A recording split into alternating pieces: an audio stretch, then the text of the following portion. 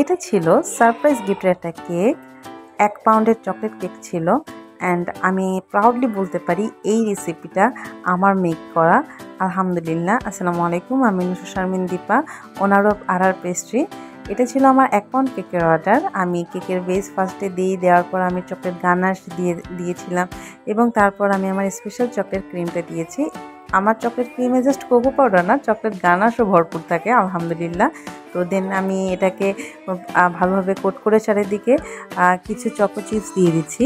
আমি আমার প্রত্যেকটা চকলেট কেকে চকো চিপস ইউজ করে থাকি, এটা খেতে খুবই মজা লাগে। দেন সেকেন্ড লেয়ারটা দিচ্ছি।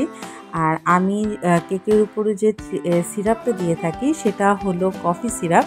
চকলেট কেকে কফি সিরাপটা দিলে চকলেট কেকের টেস্ট 3 গুণ 4 গুণ বৃদ্ধি পেয়ে যায় আলহামদুলিল্লাহ। তো সেম প্রসেসে আমি সব কিছু দিয়ে নিচ্ছি, ক্রিম, চকো চিপস, দেন থার্ড লেয়ার। তো আমি সবভাবেই ঠিক সুন্দর করে দিচ্ছি। এই কেকটা আসলে একটা নিউবর্ন বেবি হওয়ার জন্য আপু নিয়েছিল এবং তার সাথে একটা ছোট্ট গিফট পাঠিয়েছিল আপুর পেজ থেকে। তো আপু খুব সিম্পল একটা ডিজাইন চেয়েছিল, বাট আমার কাছে কেন জানি খালি খালি লাগতেছিল। তো আপুর পারমিশনে আমি কিছু সুগার বল দিয়ে দিই। তো এই যে ফাইনাল আউটকাম। আসসালামু আলাইকুম।